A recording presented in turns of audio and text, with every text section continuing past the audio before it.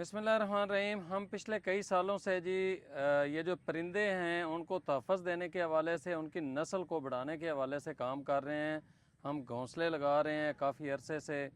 तो आज हमारे पास ये भाई आए हैं। आपसे एक रिक्वेस्ट है कि एक तो इस वीडियो को शेयर करना है, दूसरा छाँव के अंदर आपने पानी परिंदों के लिए रखना है, और तीसरे नंबर पे दरख्त लगाने हैं। लेकिन जब तक वो दरख्त बड़े होते हैं उस टाइम तक आपने ये घोंसले अपने घरों के अंदर लगाने हैं। क्यों? इसलिए कि ये चिड़ियाँ और ये तोते और ये मैना और ये फाख्ता, कबूतर और ये जितने भी परिंदे हैं ये तो ख़त्म होते जा रहे हैं। अगर हमने अभी उनको तहफ़्फ़ुज़ ना दिया तो हो सकता है हमारी आने वाली नस्लें सिर्फ वीडियो में ही इनको देख सकें। तो ये भाई साहब मेरे पास हैं, ये इनके रेट बड़े अच्छे हैं। इनका आपको मैं फ़ोन नंबर भी देता हूँ।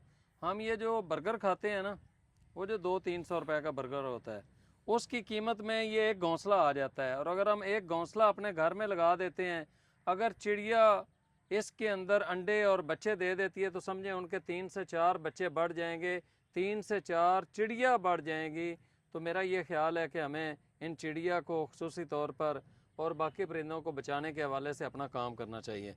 भाईजान ਤੁਹਾਡਾ ਨਾਂ ਕੀ ਹੈ? मेरा नाम जी मोहम्मद जवेद। मोहम्मद जवेद भाई, ਜਿਹੜਾ ਤੁਹਾਡੇ ਹੱਥ ਵਿੱਚ घोंसला है ਇਹ ਕਿੰਨੇ ਦਾ ਹੈ ਤੇ ਇਹ ਕਿਹੜੇ परिंदे ਵਾਸਤੇ ਹੈ? ਇਹ ਜੀ ਆਮ ਚਿੜੀਆ ਵਗੈਰਾ, ਘਰ 'ਚ ਜਿਹੜੇ ਆਸਟ੍ਰੇਲੀਅਨ ਤੋਤੇ ਰੱਖੇ ਉਹਨਾਂ ਵਾਸਤੇ, ਤੇ ਜਿਹੜਾ ਛੋਟਾ ਪਰਿੰਦਾ ਨਾ ਸਾਰਿਆਂ ਤੋਂ ਉਹਨਾਂ ਵਾਸਤੇ ਬੈਸਟ ਆ। ਤੇ ਜਿਹੜਾ ਮੇਰੇ ਹੱਥ ਵਿੱਚ ਹੈ, ਜਿਹੜਾ ਤੁਹਾਡੇ ਹੱਥ ਦੇ ਵਿੱਚ ਆ ਇਹਦੇ ਵਿੱਚ ਘੁੱਗੀ ਵਗੈਰਾ, ਸ਼ਹਿਰਕ, ਮਸਲਨ ਕੋਪਟਲ ਤੋਤੇ ਤੇ ਕਬੂਤਰ ਵੀ ਬਹਿ ਜਾਂਦਾ ਇਹਦੇ 'ਚ। ਕੋਈ ਥੋੜਾ ਜਿਹਾ ਇਹਦੇ ਵਿੱਚੋਂ ਅੰਦਰ ਖੁੱਲਾ ਵੇਖ ਕੇ ਅਸੀਂ ਦੇਈਦਾ ਕਬੂਤਰ, ਜਿਹਨੇ ਕਬੂਤਰ ਵਾਸਤੇ ਜਿਹਨੇ ਲੈਣਾ ਹੁੰਦਾ। ਇਹ ਜਿਹੜਾ ਵੱਡਾ ਹੈ ਉਹ ਵੱਡਾ ਜਿਹੜਾ ਫੁੱਲ ਸਾਈਜ਼ ਆ ਇਹ ਰਾਤ ਤੋਤਾ ਜਾਂ ਜਿਹਨੇ ਘਰ ਚਿੱਟਾ ਤਿੱਤਰ ਜਾਂ ਕਾਲਾ ਤਿੱਤਰ ਰੱਖਿਆ ਹੋਇਆ ਉਹਦੇ ਵਾਸਤੇ। ਅੱਛਾ, ਹੁਣ ਇਹ ਦੱਸੋ ਇਹ ਕਿਸ ਚੀਜ਼ ਦਾ ਬਣਾ ਹੋਇਆ ਹੈ? ਇਹ ਜੀ ਮੁੰਜ ਦਾ ਬਣਿਆ ਹੋਇਆ, ਜਿਹਦਾ ਆਪਾਂ ਵਾਣ ਬਣਾਉਂਦੇ ਚਾਰਪਾਈ ਦਾ। ਤੇ ਤੁਹਾਨੂੰ ਪਤਾ ਵੀ ਜਦੋਂ ਬਾਰਿਸ਼ ਪੈਂਦੀ ਹੈ ਨਾ ਤੇ ਉਹ ਚਾਰਪਾਈ ਦਾ ਵਾਣ ਬਣਿਆ ਹੋਵੇ ਤੇ ਉਹਦੇ ਉੱਤੇ ਬਾਰਿਸ਼ ਪਵੇ ਤੇ ਉਹ ਸਗੋਂ ਗਿੱਲਾ ਹੋ ਕੇ ਤੇ 2 ਮਿੰਟ ਬਾਅਦ ਖੁਸ਼ਕ ਹੋ ਜਾਂਦਾ। ਉਹ ਆਪ ਨਹੀਂ ਪਾਣੀ ਚੂਸਦਾ, ਉਦਾਂ ਹੀ ਥੱਲੇ ਸਿੱਟ ਦਿੰਦਾ। ਜਿਹੜੇ ਅਸੀਂ ਫਾਰਮੀਕਾ ਦੇ ਘੋਂਸਲੇ ਲਾਣੇ ਆ ਉਹਦੇ ਤੇ ਇਹਦੇ ਵਿੱਚ ਕੀ ਫਰਕ ਹੈ? ਉਹਦੇ 'ਚ ਇਹ ਫਰਕ ਆ ਜੀ, ਉਹ ਹੁੰਦਾ ਕੱਚੀ ਲੱਕੜ ਦਾ, ਉਹ ਬਿਲਕੁਲ ਕਾਗਜ਼ ਤਰ੍ਹਾਂ ਉਹ ਬਰੀਕ ਬਣਾਈ ਹੁੰਦੀ ਉਹਦੀ ਫਟੀ। ਜਦੋਂ ਬਾਰਿਸ਼ ਲੱਗਦੀ ਆ ਜਾਂ ਮਸਲਨ ਧੁੱਪ ਦੇ ਵਿੱਚ ਉਹ ਕੜਕ ਹੋ ਕੇ ਤੇ ਫਟ ਕੇ ਤੇ ਖਤਮ ਹੋ ਜਾਂਦਾ। ਸਾਲ 6 ਮਹੀਨੇ ਕੱਢਦਾ। ਤੇ ਇਹਨੂੰ ਲਾਉਣ ਦਾ ਕੀ ਤਰੀਕਾ ਹੈ? ਇਹਦਾ ਲਾਉਣ ਦਾ ਤਰੀਕਾ ਕੁੰਡੀ ਨਾਲ ਆ, ਜਿੱਥੇ ਮਰਜ਼ੀ ਇਹਨੂੰ ਟੰਗ ਦੇਣਾ। ਅੱਛਾ, ਤੇ ਇਹ ਹਿਲਦਾ ਰਵੇ ਤੇ ਹਿਲਦਾ ਰਵੇ, ਕੋਈ ਰੌਲਾ ਨਹੀਂ, ਕੋਈ ਟੈਨਸ਼ਨ ਨਹੀਂ ਇਹਦੀ।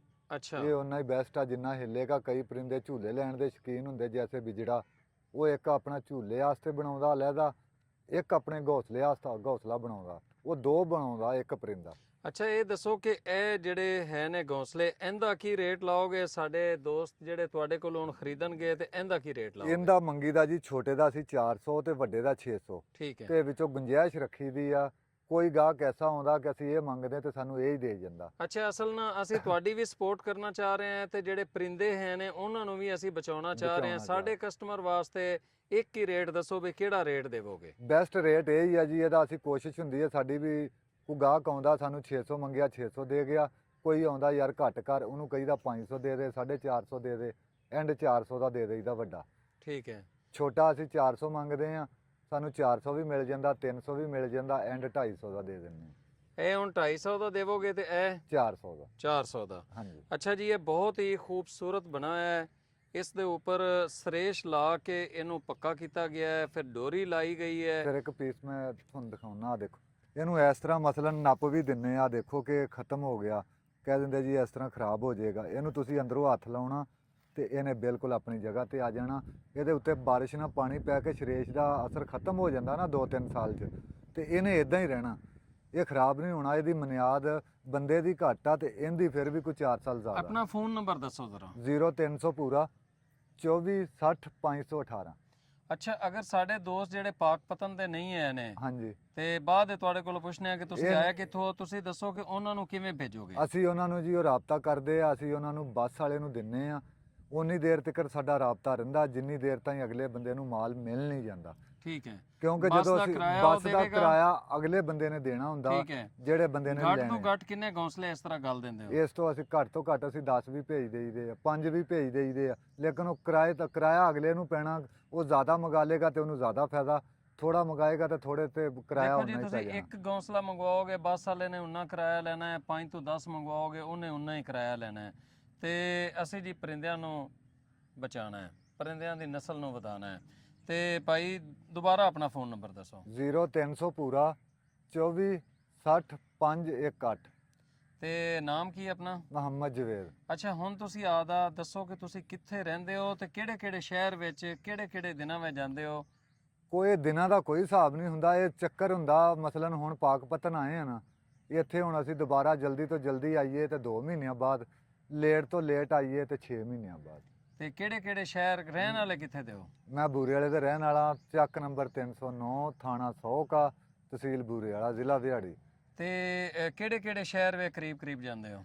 ਮੁਲਤਾਨ, ਫੋਟਾਬਾਦ, ਹਰੂਨਾਬਾਦ, ਭਾਵਲ ਨਗਰ, ਚਿਸ਼ਤੀਆਂ, ਹਾਸਲਪੁਰ, ਮਹਿਲਸੀ, ਕਰੋੜ ਪੱਕਾ, ਦੁਨੀਆਪੁਰ, ਤੇ ਮੁੜ ਕੇ ਉਧਰ ਆ ਗਏ ਟੋਬਾ, ਗੋਜਰਾ, ਸਮੁੰਦਰੀ ਨਹੀਂ ਹਲੇ ਤਾਈਂ ਗਏ, ਲੇਕਿਨ ਚੀਚਾ ਵਤਨੀ, ਮੀਆਂ ਚੰਨੂ, ਅਬਦੁਲ ਹਕੀਮ, ਪੀਰ ਮਹੱਲ, ਇਹ ਇੱਧਰ ਹੋ ਗਏ। ਮੁੜ ਕੇ ਇੱਧਰ ਆ ਗਏ ਸਾਹੀਵਾਲ, ਚੀਚਾ ਵਤਨੀ, ਪਾਕਪਤਨ, ਦਪਾਲਪੁਰ, ਹਵੇਲੀ ਲੱਖਾ, ਤੇ ਇਹ ਆਰਫ ਵਾਲਾ। ਹਲੇ ਤੱਕ ਮੈਂ 2 ਸਾਲਾਂ 'ਚ ਇਹਨਾਂ ਸ਼ਹਿਰਾਂ ਦੇ ਚੱਕਰ ਕੱਢੇ ਆ, ਲੰਮਾ ਨਹੀਂ ਨਿਕਲਿਆ। ਅਗਾਂਹ ਲੰਮੇ ਵੀ ਨਿਕਲਾਂਗੇ, ਫੈਸਲਾਬਾਦ, ਲਾਹੌਰ, ਗੁਜਰਾਤ ਵਗੈਰਾ, ਇਹਨਾਂ ਸ਼ਹਿਰਾਂ ਨੂੰ ਵੀ ਅਗਾਂਹ ਆਸਤਾ ਅੱਛਾ ਆਸਤਾ। ਜੀ, ਇਹਨਾਂ ਦੇ ਦਿਨ ਕੋਈ ਨਹੀਂ ਐ ਨੇ ਕਿ ਕਿਹੜੇ ਦਿਨ ਕਿੱਥੇ ਹੋਣਗੇ। ਇਹ ਜਿਸ ਸਾਈਡ ਤੇ ਨਿਕਲਦੇ ਨੇ, ਜਿੰਨਾ ਟਾਈਮ ਹੁੰਦਾ ਹੈ ਆਪਣੇ ਰਿਜ਼ਕੇ ਹਲਾਲ ਕਮਾਉਣ ਵਾਸਤੇ ਨਿਕਲ ਜਾਂਦੇ ਨੇ। ਤੁਸੀਂ ਇਹਨਾਂ ਕੋਲੋਂ ਡਿਲੀਵਰੀ ਮੰਗਵਾ ਲਵੋ, ਉਹ ਜ਼ਿਆਦਾ ਬਿਹਤਰ ਹੈ, ਕਿਉਂਕਿ ਸੀਜ਼ਨ ਹੁਣ ਚੱਲ ਰਿਹਾ ਅੰਡੇ ਔਰ ਬੱਚੇ ਦੇਣ ਦਾ। ਤੇ ਅਗਰ ਤੁਸੀਂ ਇਹਨਾਂ ਦਿਨਾਂ 'ਚ ਇਹਨਾਂ ਕੋਲੋਂ ਮੰਗਵਾਓਗੇ ਤੇ ਇਨਸ਼ਾਅੱਲਾ ਤੁਹਾਨੂੰ ਫੌਰੀ ਤੌਰ ਤੇ ਭੇਜ ਵੀ ਦੇਣਗੇ। ਔਰ ਉਸ ਦਾ ਇਹ ਹੈ ਕਿ ਤੁਸੀਂ ਇਸ ਸੀਜ਼ਨ ਦੇ ਅੰਦਰ ਹੀ, ਹੋ ਸਕਦਾ ਹੈ ਕੋਈ ਪਰਿੰਦਾ ਇਸ ਦੇ ਅੰਦਰ ਬੈਠ ਜਾਵੇ।